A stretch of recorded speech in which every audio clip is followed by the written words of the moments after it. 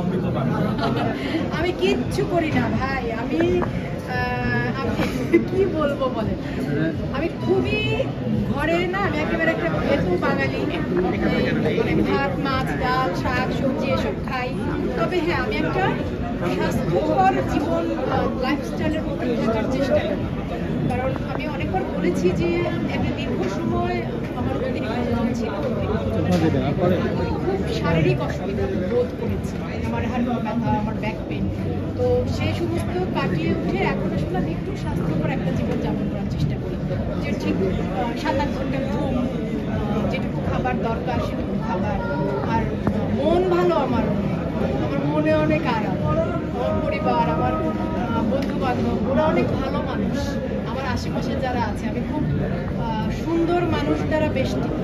আমার যদি আসলে, আপনি যে বারবার সৌন্দর্যের কথা বলছেন, যদি কারো চোখে আমার সৌন্দর্য কেউ দেখতে পায়, তাহলে আমি বলবো যে আমি অনেক সুন্দর মানুষ দ্বারা ঘিরে আছি। আমার পরিবার, বন্ধু বান্ধব, কাছের মানুষ, তারা সবাই ভীষণ সুন্দর। ওই মানুষদের সৌন্দর্য আমার উপর রিফ্লেক্ট করে, কারণ আমি মানসিকভাবে খুব আরামে আছি, ভালো আছি, সুন্দর আছি। আপু, আপনার রূপ রহস্যের থেকে বেশি রহস্য হচ্ছে আপনার অভিনয়। আপনি যখন যে চরিত্র করেন, কেমন যেন মনে হয় ওটিই আপনার। এটি একজন অভিনেত্রী হিসেবে অবশ্যই এটি আপনার কাজ, আপনার প্যাশনের জায়গা। তো তবুও একটু জানতে চাই যে এই মানে নিজের মধ্যে যে অন্য একটি চরিত্র ধারণ করা, সেটি কতটুকু কষ্টকর হতো আপনার প্রথম থেকেই? এটা খুব অসাধারণ একটা প্রশ্ন করেছেন। আমি আসলে জীবনে অভিনয় করতে চাই, এই ইচ্ছেটা নিয়ে প্রথমে গিয়েছিলাম নাগরিক নাট্য সম্প্রদায়ে, সেও বহু বছর আগের কথা, 2002-এ।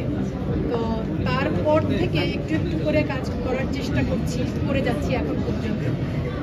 আমি বলি যে আমার পেশাগত অভিনয় জীবন শুরু সিসিমপুর দিয়ে 2005 সালে প্রচার শুরু হয়, আজ 2025। এই যে 20 বছর যাবৎ কাজ করছি, আমি যখন যে চরিত্রে কাজ করেছি, সেটা সিসিমপুরের সুমনা, বা গ্রামীণ ফোনে অমিতাভ রেজার বিজ্ঞাপন চিত্রে সেই অরূপা, বা মঞ্চে দেওয়ানগাজীর কিসার লাইলি, বা নামগোত্রহীনের সেই চরিত্রটি, বা টেলিভিশন নাটক বা সিনেমা হালদা, ছিটকিনি, প্রতিটি কাজে যেই চরিত্রে আমাকে দেখা গেছে, মঞ্চ, টেলিভিশন, সিনেমা, ওটিটি,